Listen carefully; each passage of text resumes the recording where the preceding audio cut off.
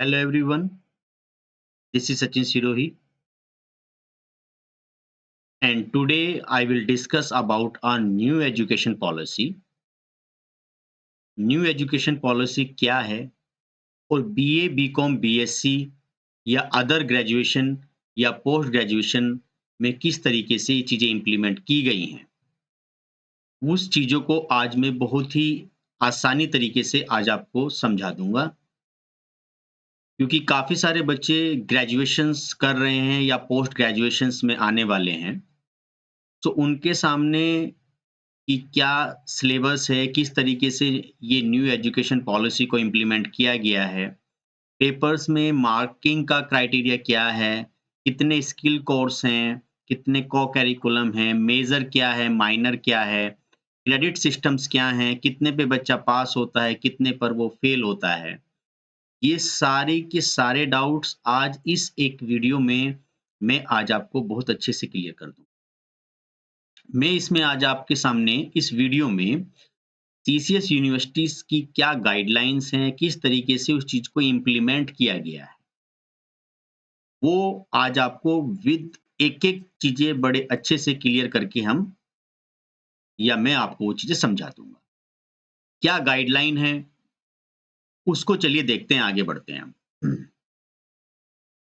सबसे पहले जो न्यू एजुकेशन पॉलिसी है, ये आपका एक जो सीसीएस ने जो एक रोड मैप तैयार किया है, कि जिसको कुछ इस तरीके से जो आपके सामने जो ये एक चार्ट बन के आया है, मैं इसको बहुत ही अच्छे तरीके से आपको समझा देता हूँ। सबसे पहले जो बच्चा बीए, बीकॉम, बीएससी या कोई ग्रेजुएशंस कोर्स कर रहा है या आगे चल के वो पोस्ट ग्रेजुएशंस या फिर आगे चल के वो किसी रिसर्च वगैरह में जो कुछ डिग्री करेगा, तो उस सब चीज़ों को मैं आज आपको इसमें अच्छे से समझाऊँगा। क्योंकि मैं चैलेंजेस देख रहा हूँ, काफ़ी बच्चों को वो ग्रेजुएशन कर रहे हैं, लेकिन कुछ आइडियाज़ नहीं हैं, क्या सब्जेक्ट लेने चाहिए, क्या सब्जेक्ट्स में कितने मार्क्स हैं, कितने पे पास है, कितने पे फेल है, वो काफ़ी सारा डाउट्स बना हुआ है। या हम उनको एक प्रॉपर एक अगर पीडीएफ भी प्रोवाइड करते हैं, तब भी वो चीज़ें समझ में नहीं आ पाती हैं। तो सबसे पहले क्या है कि अगर मैं बात करूँ यहाँ पर फर्स्ट ईयर की, तो फर्स्ट ईयर में अब जो है वो सेमेस्टर वाइज़ लागू किया गया है। वैसे न्यू एजुकेशन पॉलिसी बहुत सही है। काफ़ी चीज़ें जो हमारी एकेडमिक थी, जो नॉर्मल एकेडमिक थी, उसको काफ़ी हद तक टेक्निकली किया गया है, ताकि बच्चे आफ्टर द ग्रेजुएशंस जो स्किल्स उनको ग्रेजुएशंस के अलावा करने पड़ते थे, वो सारी चीज़ें अब उनको वो फैसिलिटी स्किल कोर्स के माध्यम से या और अदर कोर्स के माध्यम से उनको मिल रही है। बस बशर्ते उनको सारी चीज़ें, सारी गाइडलाइन प्रॉपर तरीके से पता हो। तो सबसे पहले हम बात करते हैं जो भी बच्चा बीए, बीकॉम, बीएससी या किसी और ग्रेजुएशंस में है, अगर वो फर्स्ट सेमेस्टर कर रहा है, तो फर्स्ट सेमेस्टर में क्या होगा उसको एक मेजर 3 मेजर हैं उसके। तो सब्जेक्ट 1, सब्जेक्ट 2, सब्जेक्ट 3 तो फर्स्ट सेमेस्टर में उसको यहाँ पर आपके 3 मेजर लेने हैं। तो मेजर में उसके 3 सब्जेक्ट होंगे, जो कि 1, 2, 3 ये 3 तो उसको कंपल्सरी हैं। जिसमें वो अपने जैसे अगर बीए वाला बच्चा है तो उसमें कुछ कंपल्सरी सब्जेक्ट होंगे, अगर बीए वाला बच्चा है तो उसमें कुछ कंपल्सरी सब्जेक्ट होंगे और अगर वो बच्चा बीएससी का है तो उसमें कुछ कंपल्सरी सब्जेक्ट होंगे और उसी में से उसको वो कोर्स चुनना होगा। तो ये तो रहे 3 सब्जेक्ट जो कि कंपल्सरी है मेजर में। जिसमें कि जो कोर्स है इसमें जो रखा गया वो एक जो सब्जेक्ट है वो 6 क्रेडिट का है। मतलब एक सब्जेक्ट के 6 क्रेडिट होंगे। या फिर कुछ ऐसे भी लाइक ग्रेजुएशन में सब्जेक्ट हैं जो जिनके थ्योरी मार्क्स 4 होंगे, प्रैक्टिकल 2 होंगे। तो अगर किसी सब्जेक्ट में ऐसा कोई सब्जेक्ट है जिसमें थ्योरी और प्रैक्टिकल दोनों हैं, तो वो भी मैक्सिमम आपका एक सब्जेक्ट जो है वो 6 क्रेडिट का रहेगा। जैसे कि यहाँ पर भी आपका देखिए 4 और 2 जो है 6 क्रेडिट का है, यहाँ पर भी 4 और 2 6 क्रेडिट का है। या फिर वो पूरा का पूरा थ्योरी पेपर आपका 6 क्रेडिट का है। कि अगर कोई इन दोनों में से कोई एक ही होगा तो मैक्सिमम 6 क्रेडिट होंगे एक मेजर सब्जेक्ट के फर्स्ट सेमेस्टर में। टोटल जो मिलके बनेंगे बच्चों वो आपके 18 हैं यहाँ। यहाँ पे देखिए 18 क्रेडिट हैं आपके। अब फिर बात आती है ये तो लेने ही लेने हैं। उसके बाद बात आती है कि 3 क्रेडिट जो हैं, वो आपके जो हैं वोकेशनल कोर्स के हैं। वोकेशनल कोर्स का मतलब है आपके स्किल कोर्स के हैं। स्किल कोर्स में एक आपको एक पूरी लिस्ट गिवन होती है कॉलेज में, जिसमें कि जैसे कुछ है, जैसे टैली है या फिर आपका कंप्यूटराइज़्ड अकाउंटिंग विद जीएसटी जिसका नाम है, या फिर आपका ट्रिपल सी है, या फिर आईटी के कुछ कोर्सेज़ हैं, या डिजिटल मार्केटिंग, ऐसे बहुत सारी एक प्रॉपर लिस्ट प्रोवाइडेड होती है, जिसमें से आपको हर एक सेमेस्टर में एक डिफरेंट कोर्स कोड लेना होता है। सो यहाँ पर हमारे पास जो है बच्चों, एक स्किल कोर्स लेना है जो कि आपका 3 क्रेडिट्स का होगा, मतलब 3 क्रेडिट्स का एक स्किल कोर्स होगा, जो कि कंपल्सरी है। अगर कोई बच्चा इसको फिल अप नहीं करता है, अगर 4 स्किल कोर्स वो नहीं करेगा, मतलब हर सेमेस्टर में 1 करने हैं और ये उसको 4th सेमेस्टर तक ही रहेंगे, तो उसको मार्कशीट प्रोवाइडेड नहीं होगी। तो ये स्किल कोर्स बच्चा अपनी चॉइस के अकॉर्डिंग उसको चूज़ कर सकता है। लेकिन ध्यान रहे उसको एक डिफरेंट ही चूज़ करना चाहिए। फिर बात आती है को-करिकुलम की। को-करिकुलर जो है, वो को-करिकुलर आपका 6 सेमेस्टर तक रहेगा। अगर मैं ग्रेजुएशन की बात करूँ, तो ग्रेजुएशन में आपके 6 सेमेस्टर रहेंगे। तो ये आपको हर सेमेस्टर में लेना है, जिसमें कि आपके जो क्रेडिट हैं, वो देखा जाए तो 2 रहेंगे, 2 क्रेडिट का ये रहेगा। तो अगर इसकी बात करूँ, उसके बाद आपका यहाँ पर कोई भी प्रोजेक्ट्स या ट्रेनिंग नहीं है 4 सेमेस्टर तक, क्योंकि 4 सेमेस्टर तक आपके पास जो है, वो स्किल कोर्स है। तो देखा जाए तो 18 हमारे हो गए यहाँ पे, तो 6 और 6 12 नहीं, और 6 18, 18 तो हो गए हमारे मेजर के क्रेडिट, और 4 5 6 जो हमारे हैं, इनमें से मिलके बने हैं वो, ठीक है? या तो ये आपका 4 का होगा, या फिर इस तरीके से रहेगा ये 6 का ही। या फिर हमारे पास 3 क्रेडिट निकल के आएँगे हमारे, इस चीज़ के, स्किल कोर्स के, और 2 क्रेडिट निकल के आएँगे हमारे को-करिकुलम। तो ये टोटल जो क्रेडिट मिलके बनेंगे, वो आपके 23 से 29 के बीच में होंगे। ये आपका फर्स्ट सेमेस्टर का है। ऐसे ही आपका सेकंड सेमेस्टर में रहेगा। सेकंड सेमेस्टर में फिर आपको 3 मेजर लेने हैं। 3 मेजर कोर्स के बाद में फिर एक स्किल कोर्स लेना है, और बच्चे स्किल कोर्स में ज़्यादा प्रॉब्लम्स करते हैं कि वो स्किल कोर्स कोई ऐसा फिल अप कर देते हैं जो उस पर्टिकुलर कोर्स कॉलेज में चल नहीं रहा होता है, या कोई कोर्स कुछ और चल रहा होता है और एग्ज़ाम वो किसी और चीज़ का देते हैं, जिससे कि उनको काफ़ी सारे चैलेंजेस फेस करने होते हैं। तो ऐसा ना करें, जो आपको एग्ज़ामिनेशन फॉर्म में फिल अप किया है, वही स्किल कोर्स का एग्ज़ाम आपको कॉलेज में देना चाहिए। और को-करिकुलम जो है, या को-करिकुलर कोर्स है, ये भी आपका कंपल्सरी है, जो कि क्वालिफाइंग में आता है। अगर किसी भी कोर्स में कितने पासिंग क्राइटेरिया है, ये भी सब मैं अभी आपसे डिस्कस करूँगा कि कितना पासिंग क्राइटेरिया रखा गया है आपके स्किल कोर्स में और मेजर में, या फिर को-करिकुलर। ये मैं आपके सामने अभी थोड़ी देर में ही डिस्कस करने वाला हूँ। देन उसके बाद फिर 3rd सेमेस्टर में सेम प्रोसीजर है। तो 4th सेमेस्टर तक बिल्कुल प्रोसीजर सेम है, 4 स्किल हैं, हर एक स्किल कोर्स आपको बदल के लेना है, मेजर के साथ, और एक आपको को-करिकुलर आपका चलता रहना है। देन फिर जब आपका 4th सेमेस्टर हो जाएगा, तो मेजर कोर्स आपके केवल 2 बचेंगे, और स्किल कोर्स आपका कोई नहीं रहेगा। हाँ, अगर किसी बच्चे ने 4 स्किल कोर्स में से कोई एक स्किल कोर्स छोड़ दिया है, तो उसको एक यूनिवर्सिटी उसको एक डिग्री प्रोवाइडेड नहीं कर पाएगी, मतलब उसको ऐसा सर्टिफिकेट नहीं मिलेगा। इसमें एक अच्छी बात और है, अगर आपका पूरा 1 साल कंप्लीट हो जाता है, पहले होता क्या था कि बच्चे को जो पूरी डिग्री मिलती थी, वो 3 साल पूरा करने के बाद ही मिलती थी। अब क्या है बच्चों इसमें कि 1 साल जब आपका कंप्लीट हो जाएगा, तो आप एलिजिबल हो जाते हो कि आपको सर्टिफिकेट मिल जाएगा 1 ईयर का। अगर आप 2 साल पूरे करते हो, तो 2 साल के बाद आपको एक डिप्लोमा मिल जाएगा। मतलब 2 ईयर, मतलब आपको डिप्लोमा कंसीडर हो जाएगा। 2 साल में करके भी आप अपनी एजुकेशंस को स्किप कर सकते हो, तो आपका डिप्लोमा मिलेगा। पहले नहीं मिलता था, पहले मतलब ग्रेजुएशन ही है, कम 3 साल करने हैं तो करने हैं, उसके बाद कुछ नहीं था। देन अगर आप 3 साल पूरे करते हो, तो 3 साल में स्किल कोर्स जो है 5th सेमेस्टर से नहीं है। लेकिन अगर किसी बच्चे ने कोई स्किल कोर्स छोड़ दिया है, तो उसको फिर करना पड़ेगा। उसमें 4 उसको कंप्लीट करने कंपल्सरी हैं, वो उसको छोड़ना नहीं है। अगर बाय चांस किसी ने वो छोड़ दिया, तो वो उसको 5th या 6th सेमेस्टर में रिपीट करेगा। देन फिर आ जाते हैं आपके इंडस्ट्रियल ट्रेनिंग या फिर आपका कोई भी प्रोजेक्ट्स। ये कॉलेज लेवल पे ये चीज़ें कराई जाती हैं।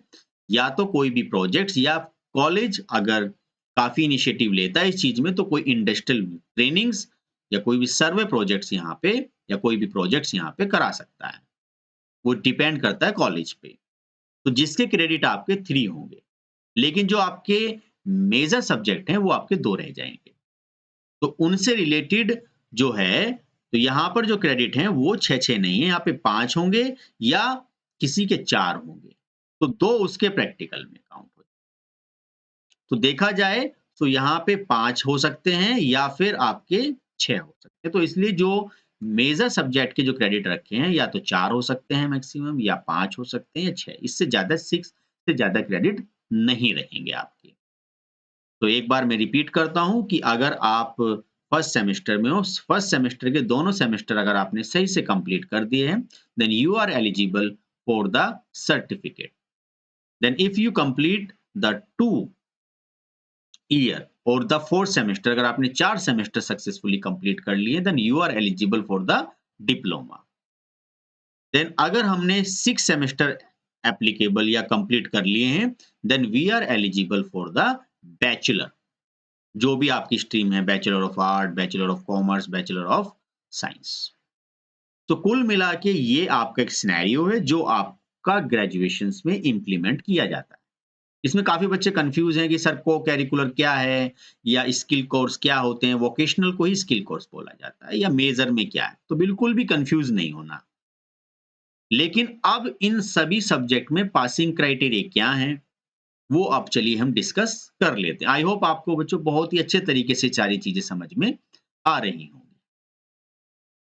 देन अगर कोई आगे और अपनी स्टडी कंटिन्यू करता है, देन जैसे पहले हम कहते थे पोस्ट ग्रेजुएशंस मतलब कि जैसे एमए है, एमएससी है, एमकॉम है, इस तरीके से। तो अब वो आपका जो है 7th और 8th सेमेस्टर में उसके पास केवल जो मेजर सब्जेक्ट है, जैसे कहते थे ना एमए एक सब्जेक्ट से की जाती है या एमएससी हम मैथमेटिक्स से कर रहे हैं एक सब्जेक्ट से।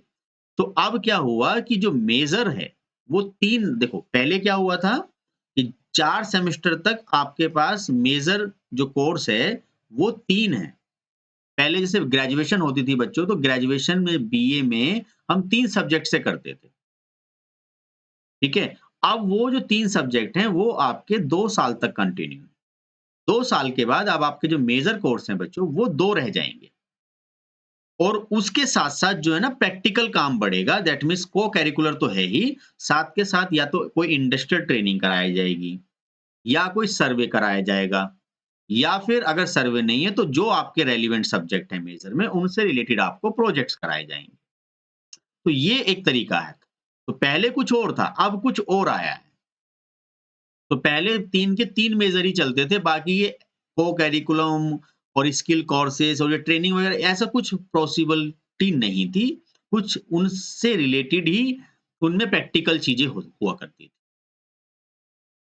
नाउ देन फिर हमारे पास बात इसमें आती है कि अब क्या हुआ कि हम 4th ईयर में आ गए मतलब जो हम पोस्ट ग्रेजुएशन करते हैं। तो पहले पोस्ट ग्रेजुएशन हम 2 साल की करते थे, जैसे एमए हुआ, एमएससी हुआ। तो अब क्या हुआ कि आपके पास मेजर सब्जेक्ट एक रहा, तो जो बच्चा अब आगे चलकर इसमें ये सब चीज़ें करेगा, तो उसको 7th और 8th सेमेस्टर में जो है एक ही मेजर कोर्स करना है। ये बच्चों बहुत ही इम्पोर्टेंट चीज़ें हैं कि हम ग्रेजुएशन कर रहे हैं या हम पोस्ट ग्रेजुएशन कर रहे हैं और हमें अपना एजुकेशंस का क्या पैटर्न है वो नहीं पता है, तो ये काफ़ी ज़्यादा हमारे लिए प्रॉब्लम की। तो इसमें भी या तो आपके अगर किसी के पास थ्योरी सब्जेक्ट खाली है थ्योरी, तो वो 5 क्रेडिट का रहेगा मतलब 5 क्रेडिट से ज़्यादा नहीं रहेंगे और अगर किसी के पास कोई प्रैक्टिकल है, तो वो प्रैक्टिकल उसका डिवाइड हो जाएगा 4 थ्योरी और 4 उसका प्रैक्टिकल। ये एक इसमें क्राइटेरिया है। नाउ अब इसमें हमारे पास कोई भी वोकेशनल कोर्स या कोई भी को करिकुलर कोर्स नहीं है। हाँ, इंडस्ट्रियल ट्रेनिंग या फिर सर्वे है, जिसमें आपको 6 क्रेडिट दिए गए हैं। ये डिपेंड करता है कि वो क्रेडिट कितने-कितने हैं। इस तरीके से आपके पास टोटल यहाँ पे 26 से 32 के बीच में बैठेंगे। तो इस तरीके से कर अगर कोई यहाँ पे 2 सेमेस्टर सक्सेसफुली और कंप्लीट कर लेता है, then eligible for the bachelor in research, मतलब बैचलर डिग्री ही रहेगी, लेकिन वो उसकी रिसर्च में काउंट होगी। अब अगर वो यहाँ पर 9th और 10th वाला सेमेस्टर भी कर लेता है, जिसमें कि 5 क्रेडिट यहाँ है, पैटर्न बिल्कुल सेम है लेकिन रहेगा मेजर 1। तो वो अब अगर इस प्रोसीजर को फॉलो करता है, जिसमें कि कोई भी फर्दर कोई सेकंड मेजर या फिर इस तरीके से नहीं है, ना ही कोई स्किल कोर्स है, ना ही कोई को-करिकुलर है, then eligible for the master degree, जैसे हम कहते थे एमए है, एमएससी है, इस तरीके से वो एलिजिबल हो जाता है। देन अब बच्चों फिर बात आती है कि जैसे हम कहते थे ना सर एमए कर लिया या एमएससी कर लिया, तो उसके बाद हम पीएचडी करते थे, जैसे रिसर्च वगैरह करने के लिए, या पीएचडी से पहले हम एमफिल करते, कुछ एमफिल कर लेते थे, कुछ डायरेक्टली पीएचडी कर लेते थे। तो अब यहाँ पे क्या हुआ, जो 10th से जो आपका जो 10th तो हो गया, 11th जो है, जो 11th सेमेस्टर है उसमें रिसर्च आ गया। एज़ सब्जेक्ट कुछ नहीं है, बस क्या है रिसर्च मेथोडोलॉजी है और कुछ यहाँ पर सब्जेक्ट 1 में कुछ प्रैक्टिकल से रिलेटेड काम है। तो वो पीजीडीआई आ रहा है। मतलब डेटा मतलब रिसर्च मेथोडोलॉजी में ही काउंट होता है वो। और अगर कोई यहाँ पर आपका 12th सेमेस्टर और या उसके आगे सेमेस्टर जो है वो कर लेता है, तो वो यहाँ पर आपका पीएचडी रिसर्च तक कहलाएगा। तो ये न्यू एजुकेशन पॉलिसी का पैटर्न है बच्चों, बहुत ही सिंपल तरीके से मैंने इसको समझा दिया है। आई होप इसके बाद किसी को कोई डाउट नहीं रहेगा। अब बात कर लेते हैं, चलिए सर ठीक है, ये हमें समझ में आ गया कितने स्किल कोर्स हमें करने हैं, कितने मेजर्स हैं, को-करिकुलर क्या है, कब तक ये हमें करना है, या इंडस्ट्रियल ट्रेनिंग हमारी कब आएगी या कोई प्रोजेक्ट्स कब आएगा, और कितने यहाँ पे क्रेडिट्स हैं। मिनिमम क्रेडिट्स कितने हैं पास होने के, चलिए इस बारे में भी हम डिस्कस कर लेते हैं। क्या अगर 1 साल के बाद हम अपनी एजुकेशन क्विट करते हैं, तो हमें यहाँ पे सर्टिफिकेट मिल जाता है। 2 साल पे करते हैं तो डिप्लोमा, 3 साल पे करते हैं तो बैचलर डिग्री, और अगर 4 साल पे हम क्विट करते हैं तो बैचलर इन रिसर्च मिलता है। और अगर हम इसको 5वें साल पे क्विट करते हैं, देन हमें अब यहाँ पे मास्टर इन फैकल्टी मिल जाता है, तो मास्टर डिग्री मिल जाती है। और अगर उससे आगे पढ़ाई स्टार्ट करते हैं, तो हमें यहाँ पे पीएचडी या रिसर्च वगैरह की डिग्रियाँ मिल जाती हैं। तो इतना ज़्यादा फ्लेक्सिबल हमारा एजुकेशन सिस्टम यहाँ पर हो गया है। देन उसके बाद हम डिस्कस करते हैं कि जो एक गाइडलाइन में जो ग्रेडिंग पॉइंट्स बनाया गया है, वो ग्रेडिंग पॉइंट ये है कि अगर किसी बच्चे के ओवरऑल 91 से 100 के बीच में आते हैं, तो वो हम उसको मानेंगे कि उसका जो ग्रेड है वो ओ है। अगर 81 से 90 के बीच में है तो 9, अगर वेरी गुड है तो दिस वन। तो ये एक जो सीसीएस यूनिवर्सिटी ने जो अपनी गाइडलाइन जारी करी है, वो यहाँ तक है। कुछ क्वालिफाइड में क्यू आ जाएगा, नॉट क्वालिफाइड में एनक्यू आ जाएगा, और फेल माना जाएगा आपको 40 से नीचे फेल।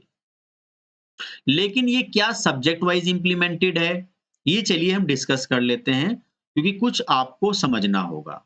क्वालिफाइड पेपर में क्वालिफाइड के लिए क्यू ग्रेड दिया जाएगा, नॉट क्वालिफाइड में दिस वन। प्रैक्टिकल जो कोर्स होगा, जैसे मैं बात करता हूँ उपरोक्त तालिका में मुख्य एवं माइनर विषयों में जो आपके मेजर हैं और जो माइनर हैं, प्रत्येक कोर्स पेपर थ्योरी और प्रैक्टिकल सभी क्रेडिट कोर्स हैं। मतलब सभी जितने भी कोर्स हैं वो सब क्रेडिट कोर्स हैं, क्रेडिट ही मिलेंगे आपको। नाउ इन सभी में मतलब मेजर में और माइनर को पास करने के लिए बच्चों आपको 33% ही होगा, मतलब 100 में से 33 ही लाने हैं आप।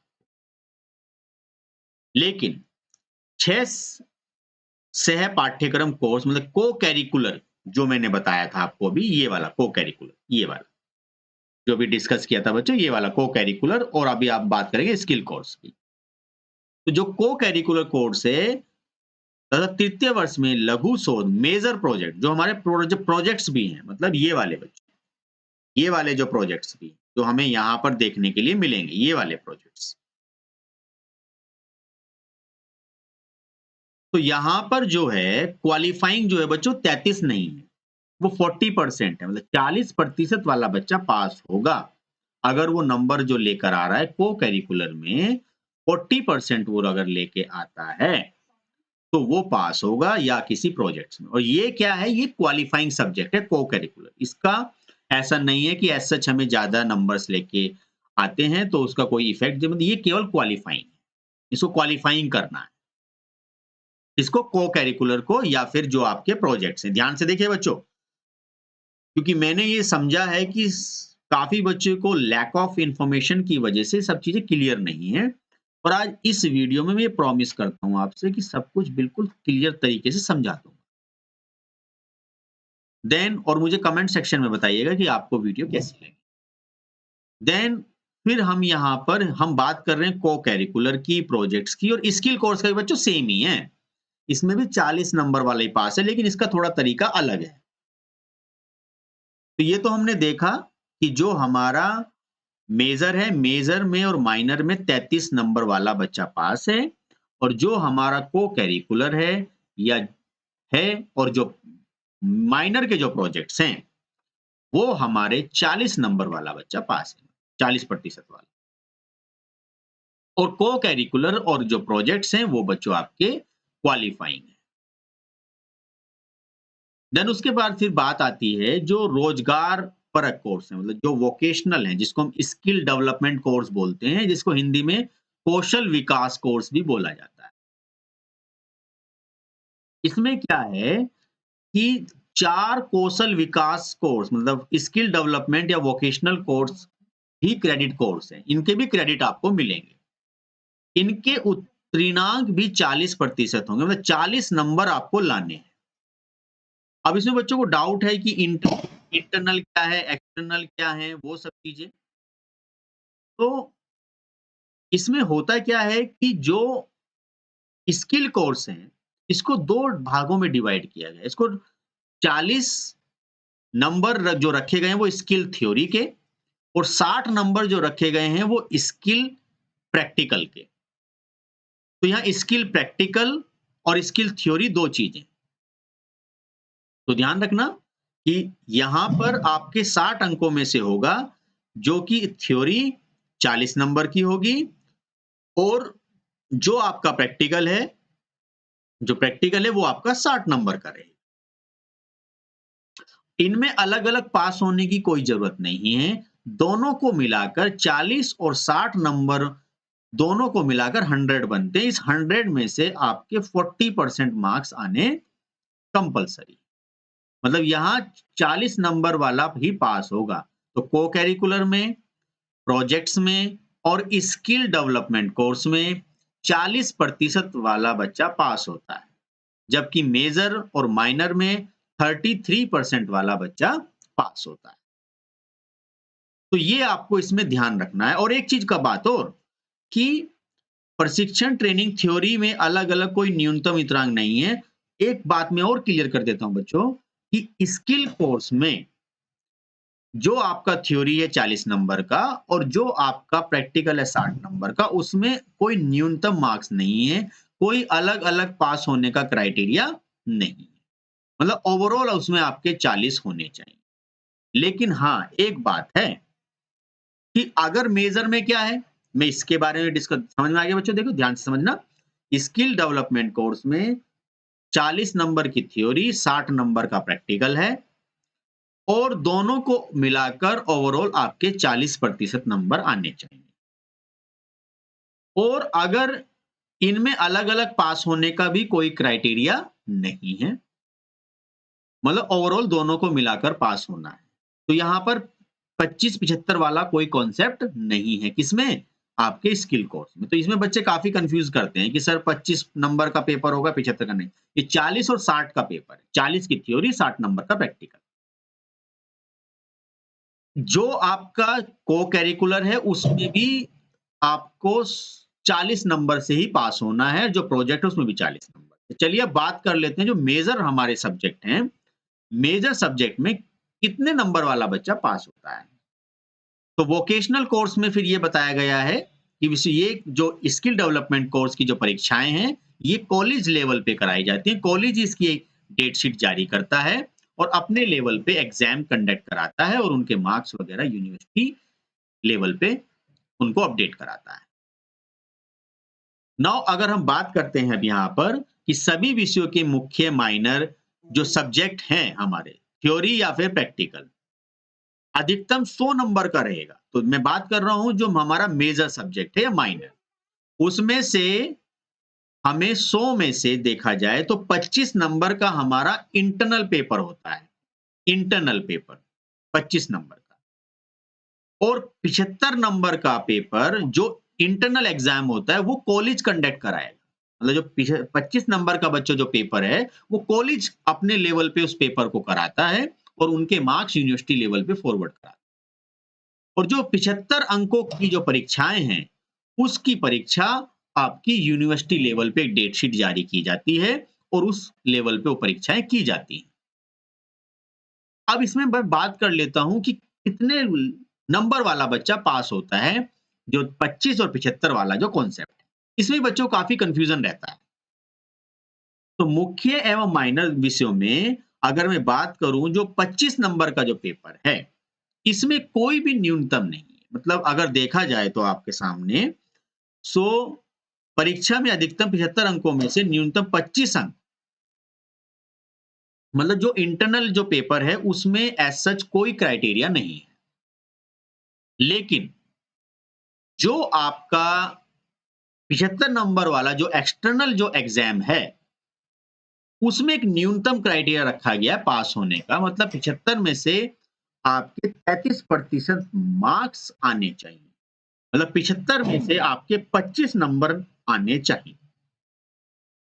समझिएगा बच्चों बात को। जो आपका मेजर कोर्स है, उसको 2 भागों में डिवाइड किया गया। पहला 25 नंबर, दूसरा 75 नंबर। तो जो 25 नंबर वाला जो इंटरनल है, उसमें कोई पासिंग क्राइटेरिया नहीं। लेकिन जो 75 नंबर का जो पेपर है आपका एक्सटर्नल, उसमें पासिंग क्राइटेरिया है मिनिमम 33% मतलब 75 में से आपके 25 नंबर ज़रूर आने चाहिए। अगर ऐसा नहीं है कि सर हम 75 में से 20 लाए हैं और इंटरनल में भी 20 ले आए हैं, तो 20 हमारे यहाँ आ गए और 20 हमारे वहाँ, दोनों को मिला के तो 40 या 45 बैठ रहे हैं, उससे ज़्यादा इंटरनल में तो मेरे ज़्यादा नंबर आए हैं, तो मैं पास हूँ, नहीं हो गया। इसमें काफ़ी बच्चों की बैक लगती है, कि उनको कन्फ्यूज़ होता है कि मेरे सर इंटरनल में तो 25 में से मेरे 22 आ गए और जो मेरा एक्सटर्नल है, इसमें मेरे 10 या 15 रह गए। तो मैं दोनों को मिलाकर तो पास हो रही हूँ ना सर क्योंकि 33% आप बता रहे हो। लेकिन बच्चों दोनों को मिलाकर तो पास हो रही हो, लेकिन एक रूल और है कि जो एक्सटर्नल जो आपका एग्ज़ाम है 60 नंबर का उसमें अलग से पास होना है। मतलब उसमें 33% मिनिमम आने चाहिए। मतलब 75 में से 25 नंबर आपके आने चाहिए। जबकि स्किल डेवलपमेंट कोर्स में ऐसा नहीं है, उसमें 40 और 60 में अलग-अलग कोई पासिंग क्राइटेरिया नहीं है, जबकि मेजर और माइनर में आपके अलग-अलग पासिंग क्राइटेरिया ये बहुत ही इंपॉर्टेंट बिंदु है बच्चों, जिसमें बच्चों को ये जानकारी नहीं होती। तो इसलिए यहाँ पे रखा गया है कि लघु शोध विषयों में जो जो हमारे शोध करने वाले हैं, जब आप अपने पीजी लेवल पे आप आओगे या फिर आगे बढ़ोगे 2.7 पे जैसे सैप पाठ्यक्रम 2.7 जो हमारा था, जैसे ये जो है हमारे यहाँ पे जो हम आएँगे, तो यहाँ जब हम बात करेंगे तो यहाँ 25 अंकों में से न्यूनतम 30 अंक वाला मतलब अब जब हम आगे बढ़ेंगे, जब शोध करेंगे, जब रिसर्च करेंगे, तो वहाँ पे हमारा पासिंग क्राइटेरिया 33% नहीं रहेगा। वहाँ पे हमारा जब हम शोध लेवल पे, रिसर्च लेवल पे जब हम डिग्री करेंगे, जैसे मैंने बताया पीजी लेवल पे, पोस्ट ग्रेजुएट लेवल पे, तो वहाँ पे जो पासिंग क्राइटेरिया रहेगा बच्चों, वो 75 में से 40 हो जाएगा। ये चीज़ ध्यान रखने वाली है। ग्रेजुएशन लेवल पे जो है वो आपका 33% है। ये मैं बात जो कर रहा हूँ, वो आपके मेजर कोर्स की बात कर रहा हूँ।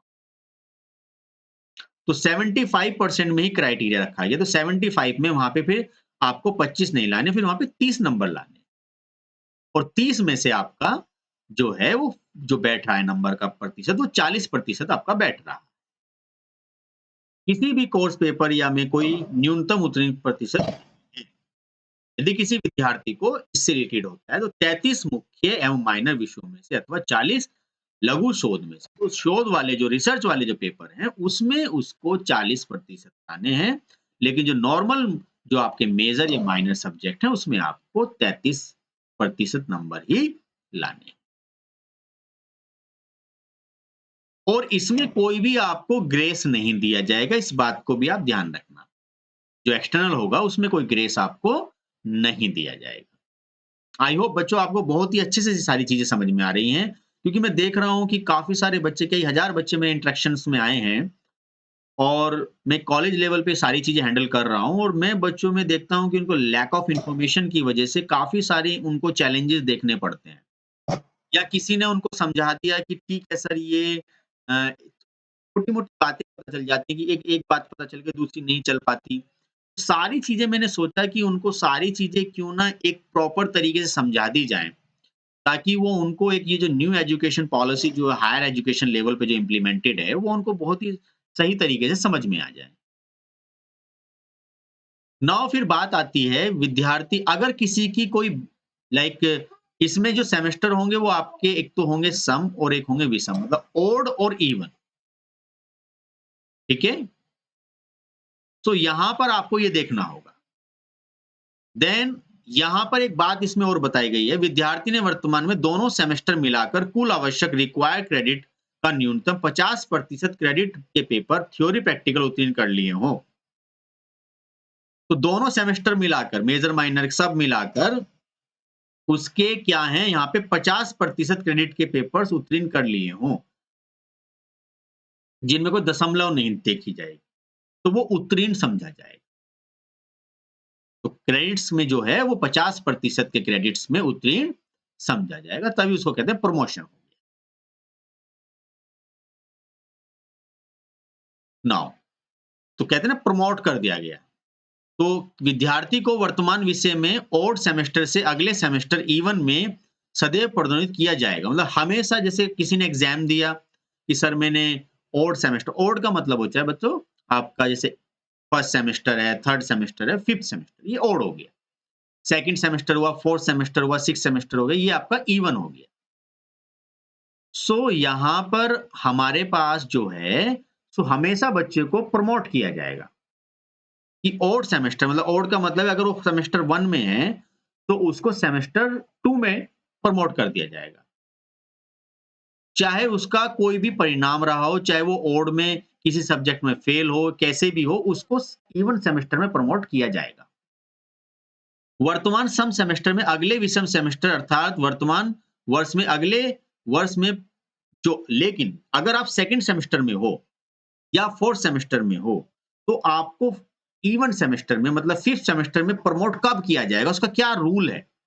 अगर सर मैं फर्स्ट सेमेस्टर में मेरे कुछ नंबर मिलाकर, सेकंड सेमेस्टर में कुछ नंबर मिलाकर मेरा कितना परसेंट क्राइटेरिया बन रहा है क्रेडिट्स का, ताकि मैं थर्ड सेमेस्टर में प्रमोट हो जाऊं, तो उसका रूल क्या है।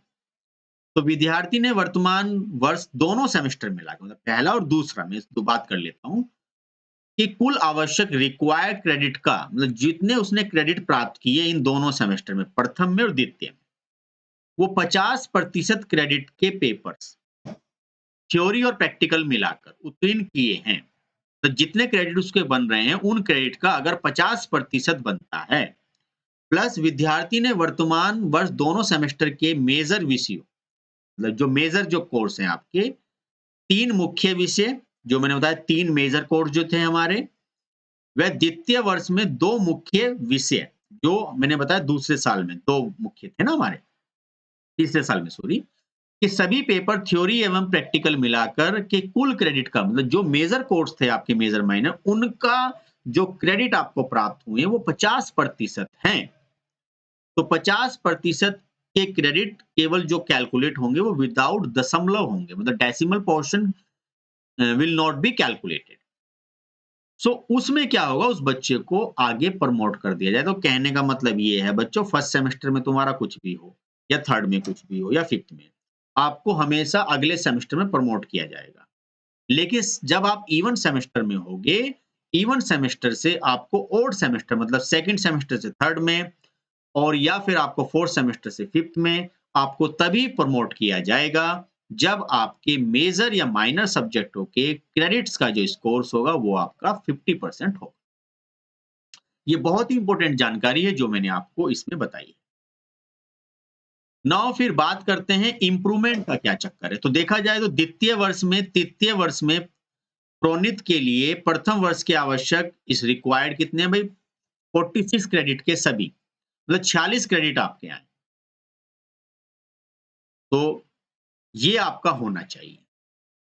बैक पेपर का क्या प्रोसीजर है सर? अगर किसी की कोई बैक लगती है तो आंतरिक परीक्षा में बैक पेपर एवं सुधार इंप्रूवमेंट हेतु परीक्षा नहीं होता। अगर इंटरनल में किसी ने एब्सेंट दे लगा दी या किसी के मार्क्स कम रहेगा तो उसमें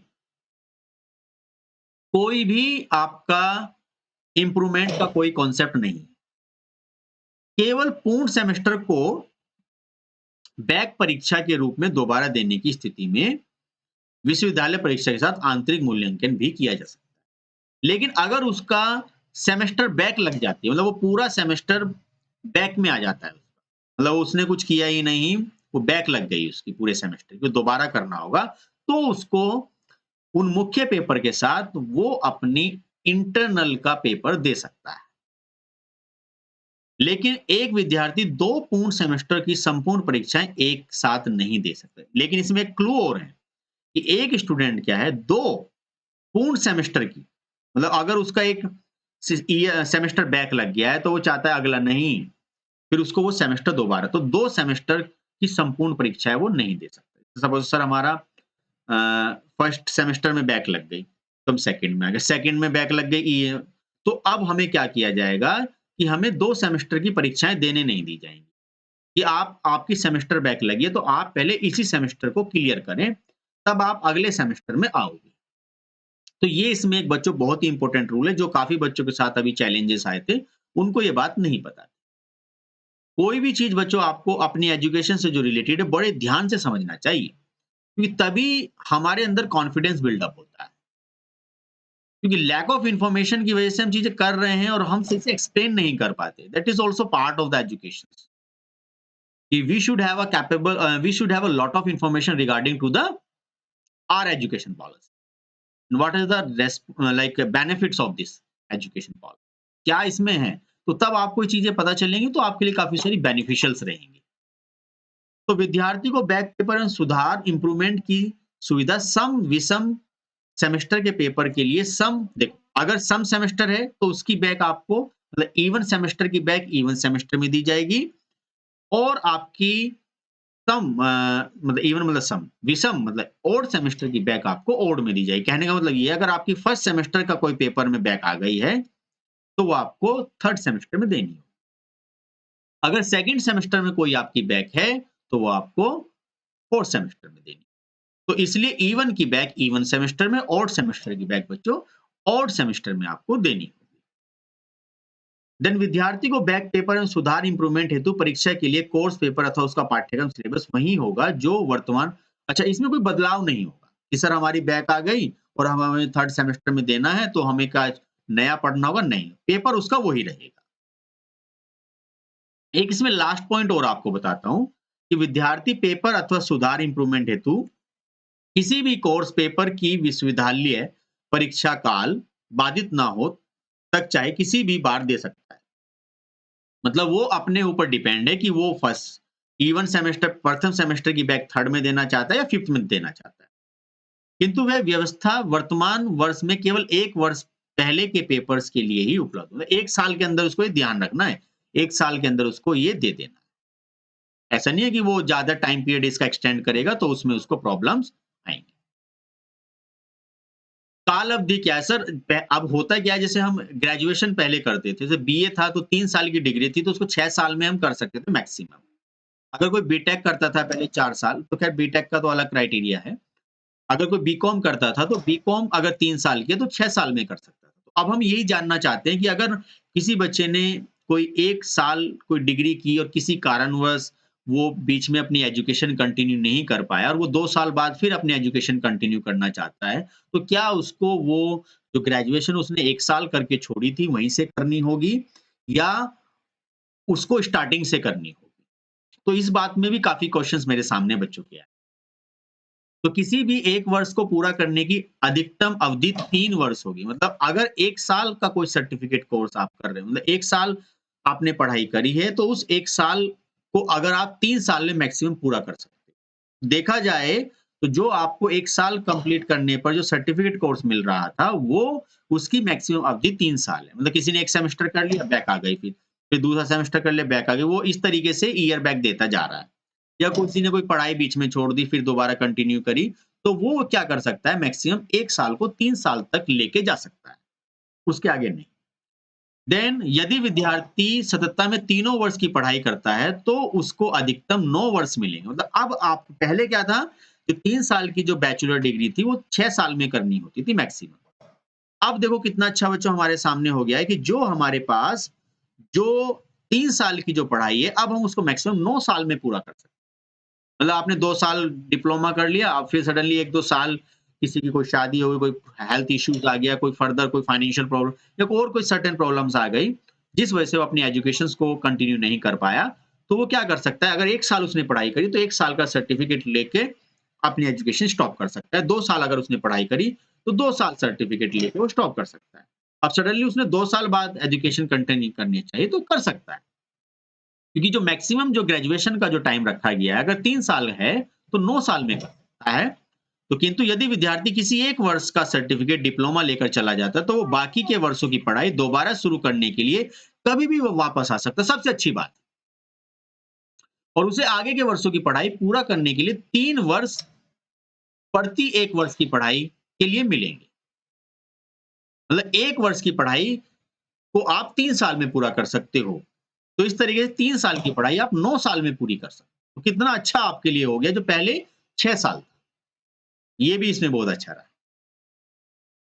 ये बच्चों इसका सीजीपीए कैलकुलेशन का कॉन्सेप्ट है कि जो सीजीपीए जो हम डिविजन्स कैलकुलेट करते हैं, तो इसको आप देख सकते हो। प्रथम डिवीजन जो मानी गई है, अगर आपके 10 इसलिए ध्यान रखिए बच्चों हर एक क्रेडिट बहुत इंपॉर्टेंट है। कुछ बच्चे हैं स्किल कोर्स से क्रेडिट भी इंपॉर्टेंट है, को करिकुलर के भी इंपॉर्टेंट है, प्रोजेक्ट्स के भी इंपॉर्टेंट है आपके और या कोई ट्रेनिंग्स के भी इंपॉर्टेंट है। ये सभी क्रेडिट्स आपके मिलाकर आपकी परसेंटेज को इंप्रूव करते हैं। देन अगर 6.5 आपके क्रेडिट्स आते हैं 10 में से, तो आपकी प्रथम श्रेणी है। अगर आपके 5 क्रेडिट्स आते हैं और 6.5 के बीच में, तो आपकी सेकंड डिवीजन है। और अगर आपके 4 से लेकर 5 के बीच में सीजीपीए मतलब जो आपके क्रेडिट्स आता है या सीजीपीए जो आता है, तो आपका यहाँ पे थर्ड डिवीजन है। तो इस तरीके से देखा जाए तो हमारे यहाँ पर पहले जो है ना 33 नंबर वाला बच्चा पास होता था। अब देखा जाए तो सीजीपीए कैलकुलेटर सीजीपीए में 4 वाला है।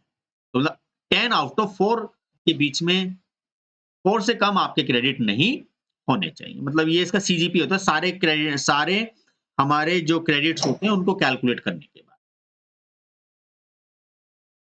नाउ ये मैंने आपको बहुत अच्छे से सारी चीज़ समझा दी हैं कि मेजर कोर्स क्या है, इंटरनल में कितना क्राइटेरिया है, एक्सटर्नल में कितना क्राइटेरिया। अगर किसी को कोई चीज़ अब भी समझ में नहीं आई, तो वो इसको कई बार देख सकता है। और यहाँ बच्चों को ग्रेड्स वगैरह भी प्रोवाइड होंगे, उनके टोटल सीजीपीए के अकॉर्डिंग। सीजीपीए में भी ओवरऑल जो जुड़ के बनेगा, उसमें भी ग्रेड्स मिलेंगे आपको। और जो आपके सब्जेक्ट वाइज़ भी जो आपके मार्क्स आएँगे, उनमें भी आपको साथ के साथ क्रेडिट्स और उनमें ग्रेड्स मिलेंगे। ठीक है? जैसे फॉर एग्ज़ाम्पल यहाँ पे आपके इंटरनल का पेपर है और ये आपका एक्सटर्नल का है, तो इसके क्रेडिट होंगे वो यहाँ पर आते रहेंगे।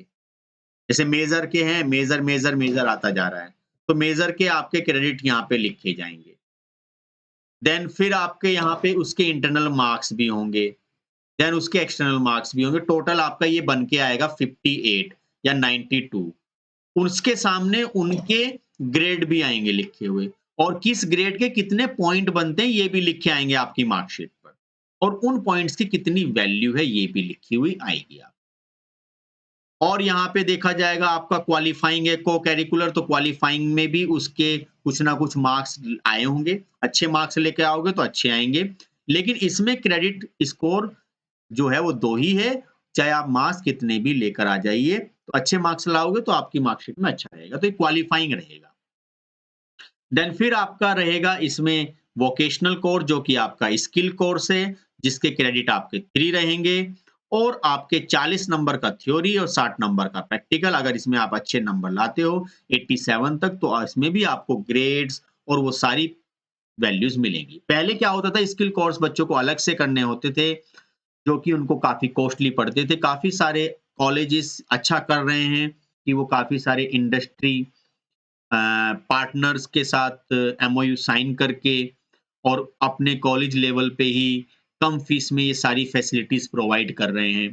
काफ़ी सारे कॉलेज में ये फैसिलिटी हैं, तो उनसे बच्चों के नॉलेज में काफ़ी सारा इम्प्रूवमेंट आ रहा है। वही उनको एनवायरनमेंट, वही सारी फैसिलिटी इन हाउस कॉलेज में मिल रही है।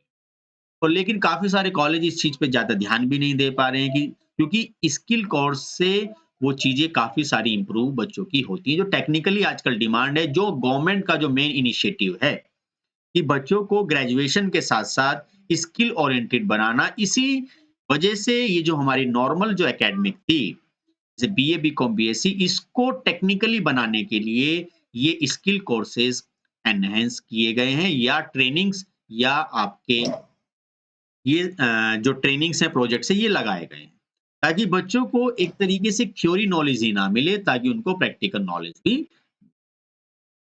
सो अगर इनमें काफ़ी बच्चा इम्प्रूव करता है, तो जब वो किसी जॉब्स के लिए ट्राई करेगा, तो वो अपनी डिग्री में ये दिखा सकता है, सर मैंने इस पर्टिकुलर इस स्किल कोर्स में इतने अच्छे मार्क्स अचीव किए हैं।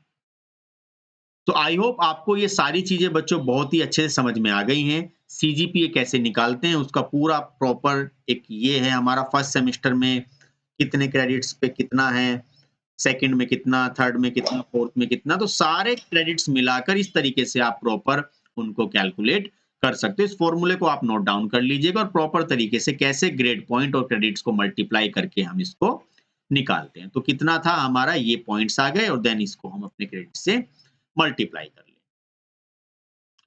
सो इस वीडियो में बच्चों मैंने ये सारी चीज़ें आपको बहुत अच्छे से समझा दी हैं। आई होप इस वीडियो को देखने के बाद आपके कोई भी डाउट्स नहीं रहेंगे। इस वीडियो में मैंने अपना पूरा बेस्ट एफर्ट लगाया है, आपको हर एक चीज़ वो जो मैंने रियलाइज़ करी है बच्चों के साथ, जो उनके डाउट्स थे, जो उनके प्रॉब्लम्स थे, वो मैंने यहाँ पे सॉल्व किए। सो आई होप आपको ये सारी चीज़ समझ में आ गई हैं। सो मुझे कमेंट सेक्शन में ज़रूर बताइएगा कि ये सारी चीज़ें आपको किस तरीके से समझ में आई हैं और वीडियो आपको कैसी लगी। आज के लिए इतने ही रखते हैं। सो मैं फिर आपसे इसी तरीके से कुछ एक नए कंटेंट्स लेकर आता रहूँगा। तो thank you very much for watching this video.